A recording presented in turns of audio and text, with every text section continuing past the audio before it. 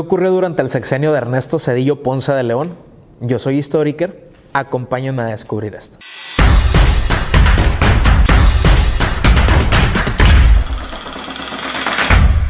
Durante el sexenio de Ernesto Zedillo Ponce de León, que fue posterior al de Salinas, pues hubo muchas situaciones de las cuales hay que hablar. Obviamente nos vamos a concentrar en los temas sociales y económicos, pero pues les voy a explicar ahí dos o tres cositas que pasaron. Obviamente Zedillo no era el candidato a la presidencia de la República, era Luis Donaldo Colosio, lo terminan matando en el 94, el 23 de marzo en Lomas Taurinas, en Tijuana. Y entonces, pues el candidato emergente va a ser Ernesto Zedillo, que era el coordinador de campaña y que conocía perfectamente las propuestas de Colosio y estaba muy bien posicionado. Era como el que estaba ahí, pues podía brincar, ¿no? Entonces, termina brincando, termina ganando y Zedillo era una eminencia en temas económicos porque él era doctor en economía. Incluso hasta la fecha todavía se sigue desarrollando como eso, como consultor en diferentes países y organismos internacionales y el vato le da muy bien. El punto es que cuando Carlos Salinas de Gortari sale a la presidencia de la República por diferentes problemas políticos, los asesinatos, el tema del narco, los acuerdos comerciales, la firma del Tratado de Libre Comercio, México empieza a desgastarse y a desgastarse económicamente y empieza a haber incertidumbre y empieza a haber falta de claridad y de rumbo. Entonces llega Zedillo y entonces recibe el país en medio de prácticamente una crisis económica que le explotó en las manos. Esa crisis económica es la de prácticamente 1995, se le conoce como el efecto tequila o la crisis del dragón porque se dice que fue derivada de los acuerdos económicos que teníamos con los tigres asiáticos, entre los cuales estaba Japón. Entonces, Ernesto Zedillo lo que hace es, va a devaluar la moneda a los 20 días que entró a la presidencia de la República y entonces voy a hacer un paréntesis espiritual. Yo recuerdo, por ejemplo, cuando yo iba a la primaria en los 90s, a mí me daban 1,000 pesos para gastar. 1,000 pesos, ¿ok? Que era una monedita así que traía, si mal no recuerdo, a Venustiano Carranza, ¿no? Y si ya nos iba muy bien, nos daban 2,000 pesos, 2,000. ¿De acuerdo? Que era una moneda poquito más grande que traía Sor Juana. ¿De acuerdo? Entonces, imagínense por lo que podemos ahorita comprar con 1,000 y 2,000 pesos, ¿no? Pues muchas cosas. Pero cuando ocurrió la crisis del 94-95 y que se devaluó la moneda, el gobierno de Zedillo le quitó 3 pesos a la moneda mexicana y entonces en lugar de que a mí me dieran 1,000 pesos, pues ya me daban 1 peso.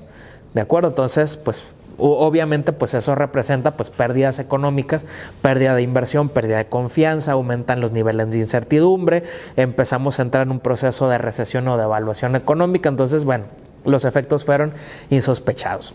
Se dice que la crisis del 94-95 fue mucho más profunda que la del 82, pero salimos más rápido. Esto lo dice un autor, un economista que yo leo y sigo mucho, tiene una columna en El Financiero que es Macario Schettino, y entonces él dice que salimos más rápido por todas las estrategias que implementó el gobierno para poder salir más rápido de esa crisis económica.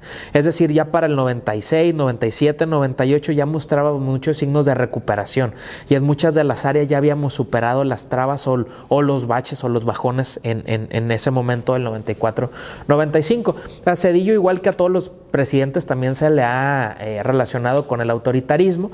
Por ejemplo, Zedillo tiene una matanza ahí que hasta la fecha sigue en juicio en una corte de La Haya por crímenes de lesa humanidad, por su participación directa o indirecta en el tema de Acteal y Aguas Blancas, que fueron unas masacres indígenas, entonces pues todavía hasta la fecha lo tienen ahí, ¿no?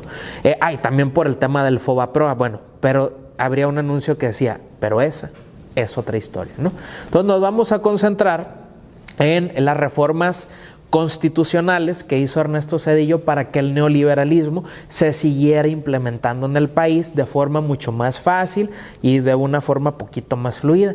Entonces con Zedillo, por ejemplo, se va a reformar el Poder Judicial. ¿De acuerdo? Entonces Zedillo hace una reforma judicial, se aprueba y entonces se va a reestructurar la Suprema Corte de Justicia de la Nación. Anteriormente había 26 ministros en la Suprema Corte de Justicia de la Nación que pues eran un mundo de personas que había que mantener, y gracias a esta reforma se redujo el número de 26 miembros de la Suprema Corte de Justicia de la Nación a solo 11.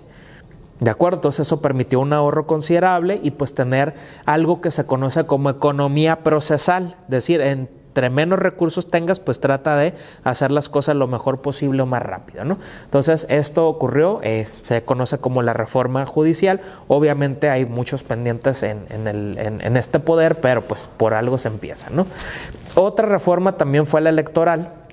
Todos los presidentes le han ido abonando al tema electoral y entonces, por ejemplo, Ernesto Zedillo creó el Tribunal Federal Electoral o el TRIFE. ¿De acuerdo? Entonces el TRIFE es la instancia, la máxima instancia que va a resolver las posibles controversias que surgen. Es decir, el IFE es el árbitro, el IFE pone las reglas, el IFE lleva a cabo la elección, el IFE capacitó a los ciudadanos, el IFE da a conocer los resultados, el IFE entrega el resultado de la votación a los candidatos ganadores. Y entonces, si llega a haber algún problema, el IFE no puede resolver porque no puede ser juez y parte. Entonces, hay una instancia que es el Tribunal Federal Electoral, donde se lleva a cabo la controversia y son esos magistrados quienes determinan pues lo conducente ahí, ¿no? Para ver si funciona, no funciona, si procede o no procede. Es decir, no le da al IFE pues toda esa responsabilidad, sino que comparte en temas de calificación de elecciones y este tipo de cosas, ¿no? También la reforma electoral de Zedillo también fue muy buena porque le dio total autonomía al IFE, el 100%. En algún momento cuando nace el IFE, nace como de la Secretaría de Gobernación y se va a ir desprendiendo poco a poco, pero es con Zedillo con el que se desprende al 100 y funciona ya como un órgano totalmente autónomo, ¿no? O sea, nadie le daba línea y nadie decía qué hacer, ¿no?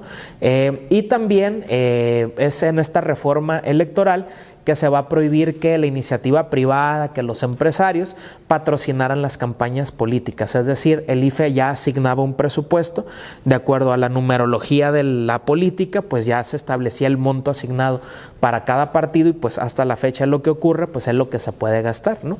Y entonces gastos así como de que, yo te picho tal cosa, te compro tal cosa y eso, pues no se permitió, ¿no? Otra reforma también en esta época de Zedillo es la reforma económica. En este momento pues se trató de reducir el gasto público, pues veníamos de un inicio de sexenio de una profunda crisis económica, entonces había que ahorrar lo más posible. Y entonces, gracias, por ejemplo, a lo que ocurrió en este periodo, pues también vamos a notar que el aumento en el precio de la gasolina pues incrementó, la electricidad y también el IVA, ¿no? Entonces, pues llegó a un porcentaje pues mucho más elevado, ¿no?